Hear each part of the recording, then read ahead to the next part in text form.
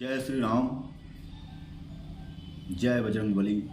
मेरे सभी यूट्यूब के मित्रों को बहुत बहुत धन्यवाद। आज मैं आप लोगों के बीच में पुनः रामचरितमानस के एक बहुत ही सुंदर प्रसंग के साथ उपस्थित हुआ हूँ। और यह प्रसंग है कि भगवान राम के वनगमन के संबंध में है।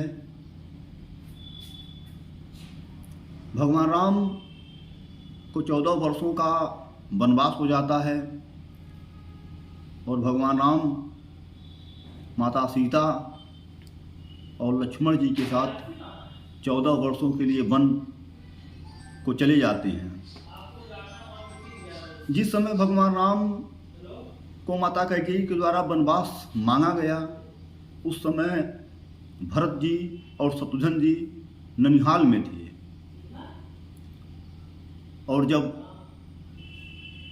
भगवान को वनवास हो गया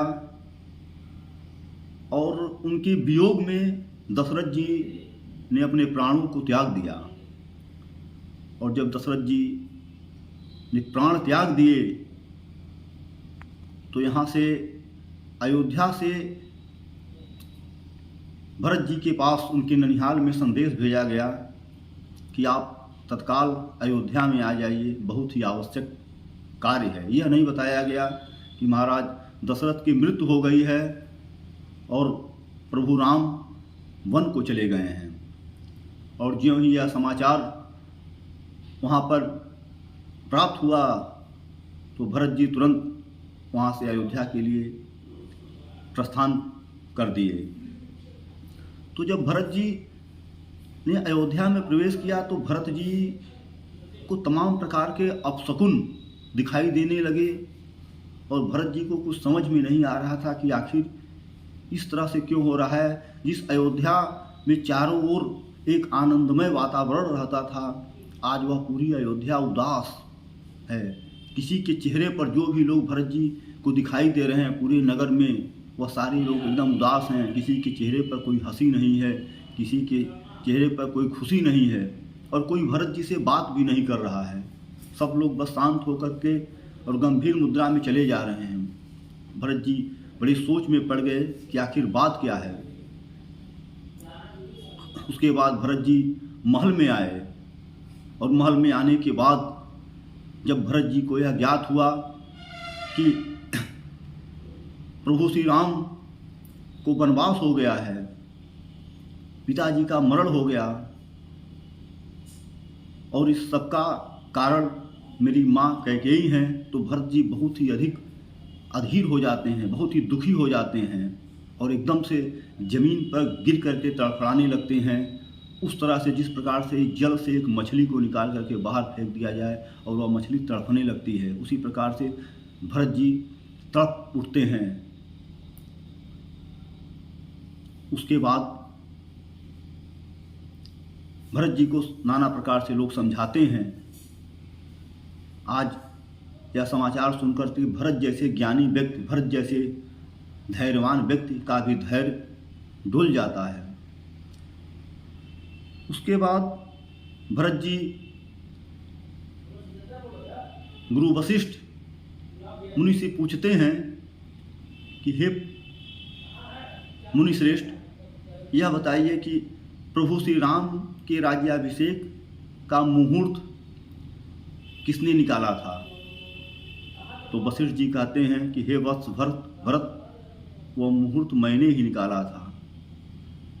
तो भरत जी कहते हैं कि हे गुरुदेव, आप तो ब्रह्म ज्ञानी हैं, आप तो तीनों लोक के बारे में जानने वाले हैं, आप तो जन्म जन्मांतर के बारे में आपको ज्ञान है, तो फिर ऐसी चूक आपसे कैसे हो गई कि जिस शुभ मुहूर्त में भगवान के राजा तिलक का मुहूर्त निकाला गया था शुभ घड़ी में, उसी क्षण उसी घड़ी में भगवान हमारे भैया श्री रामचंद्र जी को वन जाना पड़ा, तो कैसे इतनी बड़ी यह चूक हो गई।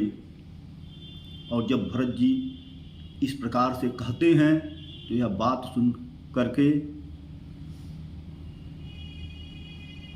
मुनि वशिष्ठ मुनि एकदम से अधीर हो जाते हैं और उनके नेत्रों से अश्रु जो है छलक पड़ते हैं। और वशिष्ठ जी कहते हैं कि सुनहु भरत भावी प्रबल, सुनहु भरत भावी प्रबल, बिलख कहूँ मुनिनाथ, सुनहु भरत भावी प्रबल, बिलख कहूँ मुनिनाथ, हानि लाभ जीवन मरण, यश अपयश विधियात। वह कहते हैं हे भरत, कोई कुछ नहीं कर सकता है, यह 6 चीजें जो है विधि के हाथ में है। वह क्या है कि हानि लाभ जीवन मरण यश अपयश विधि हाथ, ये 6 चीजें विधि के हाथ में है। इसमें कोई किसी प्रकार का कुछ नहीं कर सकता है।